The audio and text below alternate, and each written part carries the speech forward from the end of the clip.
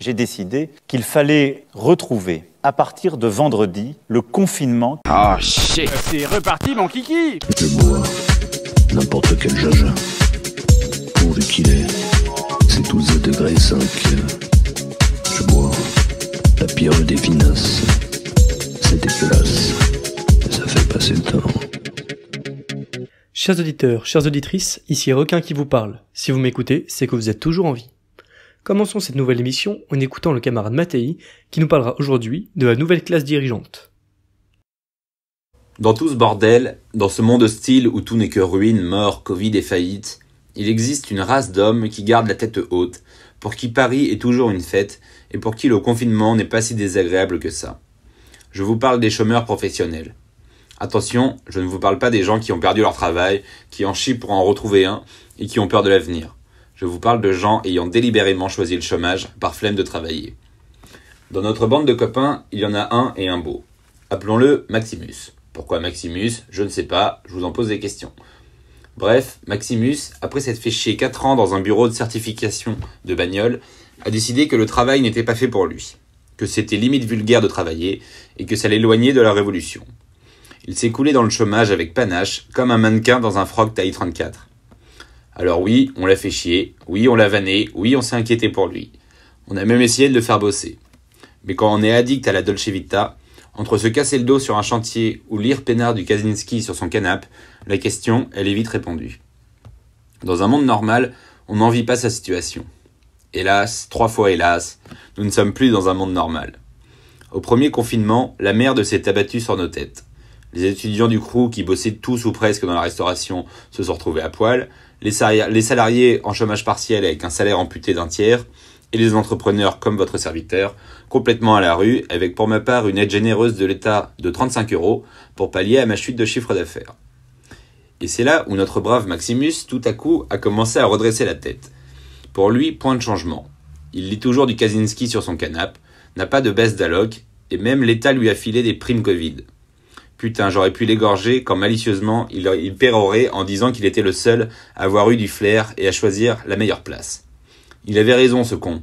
On est tous à 2 doigts de la faillite, on s'imagine tous sous un pont autour d'un bras zéro avec nos enfants jouant avec des rats, et lui, il s'y flotte. Saloperie de Covid. La morale de cette histoire, s'il y en a une, c'est qu'au bout du 5e confinement, quand l'État sera bien sûr que tout est mort, que tout est par terre et que plus personne n'a de boulot, il sortira la carte du revenu universel et nous invitera à rejoindre ce bon vieux Maximus dans les affres du glandage professionnel. Et nous deviendrons tous des gros porcs à la Wall-E, gavés de junk food et devenus fous à force de ne rien faire. Super Maximus, on ne te remercie pas. Poursuivons avec les actualités présentées par Derfonnet. L'actualité de ce lundi 16 novembre. Futur. Jean Castex déclare préparer des règles sur le temps long, probablement jusqu'à l'été. Attestation, restrictions et faillite en série sont au programme pour 2021. L'avenir est radieux. Techno. Nous évoquions vendredi la 5G. La Chine a déclaré avoir lancé un satellite pour la 6G. Ce qui est bien avec le progrès, c'est qu'il est toujours en retard. Démocratie. En pleine crise Covid, tandis que tout le monde essaye de sauver son travail, samedi dernier à 19h, la majorité, les Républicains du Sénat, a ajouté un amendement sur le budget de la sécurité sociale, qui revient en gros à faire passer la réforme des retraites. Pratique le confinement pour éviter la contestation populaire. Il reste un vote à l'Assemblée, l'occasion de voir si les oppositions parlementaires en sont vraiment. J'ai ma petite idée. Logement. La Fondation Abbé Pierre déclare que le nombre de SDF en France s'élève désormais à 300 000, le double de 2012. On se souviendra que Macron avait déclaré en faire sa grande cause nationale et ne plus vouloir un seul Français obligé de vivre dans la rue. Une belle réussite de la Startup Nation. Anticipation. Une femme de 77 ans visitant un cimetière est tombée au fond d'un caveau de 3 mètres après la rupture de la dalle. Elle y a passé la nuit, personne ne s'inquiétant de sa disparition. Prenez soin de vos anciens, appelez-les. Boule de cristal. Les chiffres du gouvernement sont fiables. Macron avait déclaré le 28 octobre que quoi qu'on fasse, 9000 patients seraient en réanimation à la mi-novembre à cause du vilain virus. Ils ne sont même pas 5000. Si toutes leurs décisions se basent sur des projections de ce type, on est bon. C'est tout pour aujourd'hui. À demain pour une nouvelle chronique d'actu. Pour le point politique du jour, examinons le reportage choc Hold Up. Bien que grotesque dans sa forme et dans l'essentiel de son contenu, bref, ne méritant pas le scandale lié à sa sortie du fait de son inaudibilité, le documentaire Hold Up a cependant donné un coup de pied dans la fourmilière car il a amené frontalement la question « Qui sont les auteurs de cette situation épouvantable ?» Le film, précédemment cité, tombe dans la simplicité bête du complotisme qui a ce double avantage de cibler une cause unique et de justifier l'inaction face à un ennemi hypothétiquement omniprésent et invincible. On ne s'attardera pas à chercher la source première du virus. Que ce soit un pangolin mutant qui a enculé une chauve-souris bouillie ou une erreur humaine, la science répondra en temps et en heure à cela. En revanche, nous pouvons déjà déterminer le pourquoi de cette organisation qui semble si amateur et déconnectée de la réalité. Or, la réalité de cette épidémie, c'est qu'il s'agit d'une maladie marchande. Ce n'est pas la première fois que nos amis chinois nous ont fait cadeau de leurs miasmes orientaux. Bien avant le SRAS, les pestes qui frappent l'Europe jusqu'au XIVe siècle nous viennent déjà de l'Empire du Milieu. Suivant la route de la soie, les marchands d'Orient et d'Occident rapportent les germes en supplément des étoffes de marchands cossus. Qu'est-ce qui a changé depuis ? Rien et tout. L'essor des technologies de transport a facilité les flux et les a étendus au monde entier. Ainsi commence la mondialisation et son cortège d'accélération. Le stock de soie, qui aurait mis parfois des années à parvenir en Méditerranée, est remis de Pékin à Paris en 10 heures. Et ce qui vaut pour les exportations commerciales vaut également pour les microbes et virus. De ce fait, la transmission du coronavirus s'est faite sans difficulté. Et la réciprocité des échanges devait fatalement amener à une deuxième vague, voire davantage. La preuve étant, dans ces pilotes français de lignes marchandes assurant l'approvisionnement de masques de la France, qui furent testés positifs, de même que les stocks de poulets brésiliens expédiés à Shanghai en août. Le problème est que ces flux mondialisés de biens, aussi bien de personnes, ne croyez pas qu'une immigration non maîtrisée en temps normal soit mieux gérée en période de crise, arrange beaucoup trop de monde pour que les hommes de pouvoir souhaitent les stopper. La Chine veut rester première exportatrice de produits manufacturés, les multinationales veulent continuer leurs profits et les gouvernements occidentaux, qui sont le produit de partis qui ne sont eux-mêmes que des syndicats d'intérêt, sont bien contents de continuer leur tâche de prestataires du grand capital.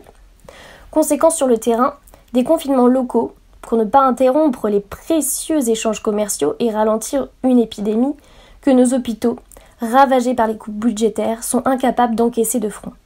L'autre conséquence, c'est la recherche d'une solution de long terme qui s'incarne dans le vaccin, qui se veut obligatoire, permettant d'en finir sans avoir à remettre en cause notre modèle économique, et non pas de pucer des gens pour les soumettre à la 5G.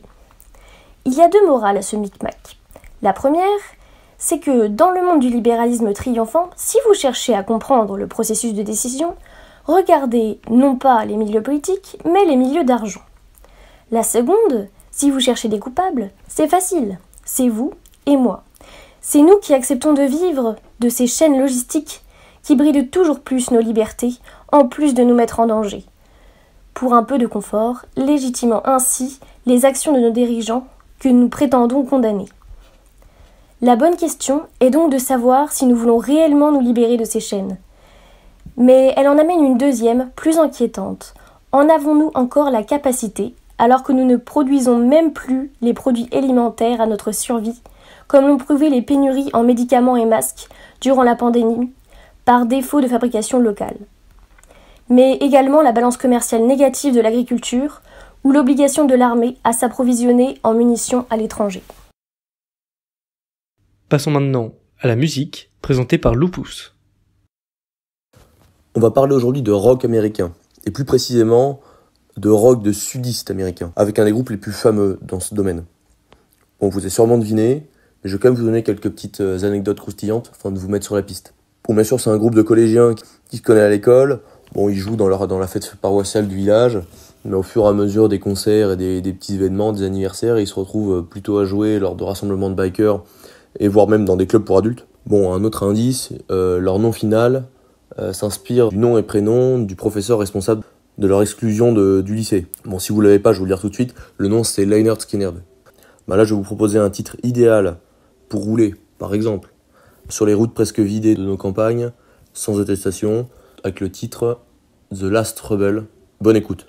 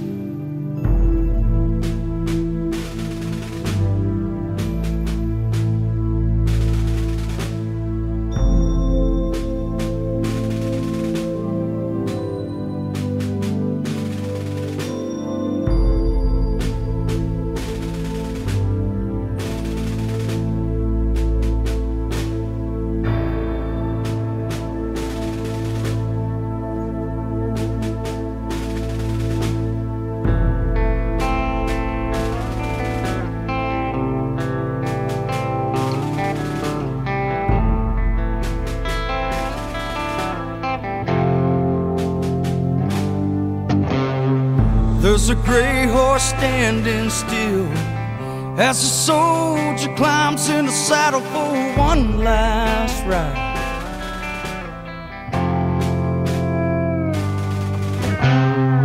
As the rain pours off his hat, you can see the shadows of the past written in his eyes.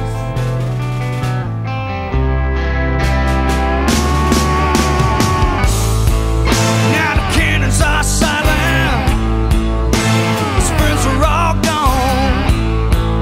Gotta put it all behind him if he ever wants to find his way home.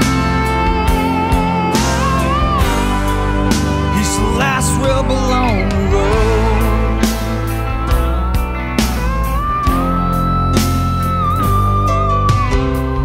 Just a boy with his old guitar, keeps to himself, but everybody takes him wrong. But he carries on, got a dream that will never die. Can't change him, no use in staying where you don't belong.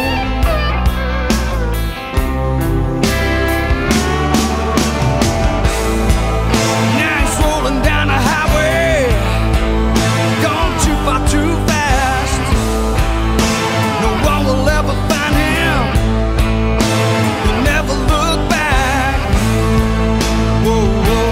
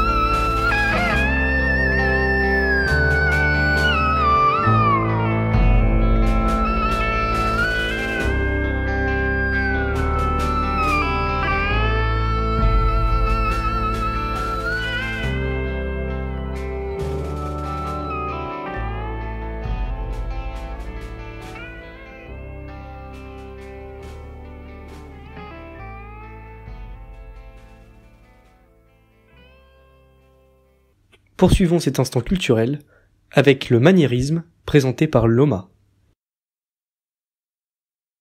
Bonjour à tous, aujourd'hui nous allons parler du mouvement pictural, le maniérisme. Initialement péjoratif, ce terme désigne un très large courant esthétique épris de raffinement, s'interrogeant sur l'effet lumineux, la déformation de la perspective, la sinuosité des silhouettes alanguies et douces, et la complexité chromatique. L'esthétique maniériste rejette donc l'idéal classique de la perfection anatomique de l'homme au cœur d'un cadre naturel, idyllique, au profit d'une vision très théorique qui s'adresse non plus à la bourgeoisie montante, mais à l'aristocratie décadente. Pour mieux assurer cette mission, les maniéristes usent volontiers d'une thématique profane, comme les métamorphoses d'Ovide, ou puisent aussi dans la littérature contemporaine. Si le maniérisme se propage en France, en Flandre ou en Bohême, il demeure fondamentalement un phénomène italien. Les praticiens les plus prestigieux en sont Rosso Fiorentino, Jules Romain, Daniel de la Volterra, ou encore le Pontormo ou Bronzino qui, tous deux, transforment la conception de la peinture en un répertoire riche de formules, désincarnant leurs modèles en leur donnant l'apparence de porcelaine froide, impression accentuée par le lisse de la facture. L'esthétique de Pontormo repose sur un choix de tonalités claires, sur la déstabilisation de la composition par l'accentuation du hanchement et la sinuosité suggestive des lignes dans la facture anatomique. Si ces portraits, non exempts d'affection, expriment avec force les tourments intérieurs du modèle, c'est cependant avec ces grandes compositions religieuses qu'il impose les fondements définitifs du maniérisme. Le Bronzino, lui, qui se souvient également des leçons de Michel-Ange, acquiert très vite une réputation internationale de portraitiste, usant d'une palette froide et précieuse, mais son dessin est encore plus vigoureux que celui de Pontormo et la composition est assez ingénieuse pour accueillir tous les archétypes de l'expression. Inquiétude des traits, contorsion des corps, mobilité du regard. Donc s'il fallait retenir quelques éléments clés, pour reconnaître le maniérisme, on voit plusieurs choses. Composition désordonnée et désunie, représentation des corps en mouvement souvent déformés, abandon de la fidélité au réel et du goût pour la précision et l'harmonie visuelle, usage d'une lumière froide, acide et crue. Les quelques œuvres les plus marquantes sont celles du Parmesan, la Madone au long cou, 1535, celle de Pontormo, la Déposition, 1527, ou celle de Bronzino, Allégorie de la luxure, Vénus, Cupidon et les temps, 1540. Et finissons, comme d'habitude, avec l'éphéméride présenté par Clayton. Éphéméride du lundi 16 novembre 2020, 320e jour de l'année selon notre ami Grégoire, et jour de la pistache pour le calendrier républicain. Il ne reste plus que 45 levées de soleil avant le terme de la révolution terrestre, et laissez-moi vous rassurer, nous vivons toujours dans le meilleur des mondes. Pour ceux qui l'ignorent, la pistache est un fruit sec, produit par un arbuste de climat méditerranéen, le pistachier vrai, Pistachia vera, de la famille des Anacardiacées. La pistache, c'est aussi un délice dont l'ouverture s'apparente à une torture, et en plus, tu sais jamais dans quel récipient tu dois mettre les coquilles vides. Chers auditeurs, comme vous venez de le remarquer, nous allons nous focaliser sur de l'anecdote de qualité aujourd'hui. Et j'aimerais continuer avec un constat qui me ronge depuis des lustres. À force de voguer sur les méandres d'Internet, je me suis rendu compte qu'énormément de personnages connus comportaient dans leur nom complet leur surnom, qui souvent est simplement un diminutif lâchement cerné par des guillemets. Mais si, vous voyez bien de quoi je parle. C'est genre Andrew Grant, entre guillemets Andy Dalton, ou bien Edward Arnold, Eddie, entre guillemets, Chapman. Ce qui nous amène au 16 novembre 1928 et la naissance de Richard Frank, guillemets, Dick Gamble, un hockeyeur états-unien, pas vraiment intéressant, mais ça m'oblige à vous poser cette question. Pourquoi un pays qui se pose comme première puissance mondiale, avec une culture pandémique, s'obstine à nommer des gens avec un mot qui, excusez-moi du terme, veut dire bite? Il fallait que ça sorte, cela me hante depuis trop longtemps. Nous poursuivons dans l'information sérieuse avec le 16 novembre 1836, le décès de Christian Hendrik Persson. Vous remarquerez que, contrairement au personnage précédent, il ne porte pas de surnom. Et aussi que j'ai vachement insisté sur les dernières syllabes. Et ça, c'est parce que ce monsieur est sud-africain, et que ces enfoirés adorent doubler les voyelles. Le petit Christian a, selon Wikipédia, je cite, régné comme maître incontesté de la mycologie pendant 30 ans. Mycologie, Ce n'est pas la capacité de manger des cornets de glace sur la plage, mais l'étude des champignons. À la glace, c'est Miko qui passe. Pour terminer, je dirais que c'est aujourd'hui la journée internationale de la tolérance. Et donc, comme dirait notre ami Jésus, aimez-vous les uns les autres, et un peu de tolérance, bordel de merde. Chers auditeurs, chères auditrices, merci de nous avoir écoutés, et je vous dis à demain pour une nouvelle émission de Radio Virus.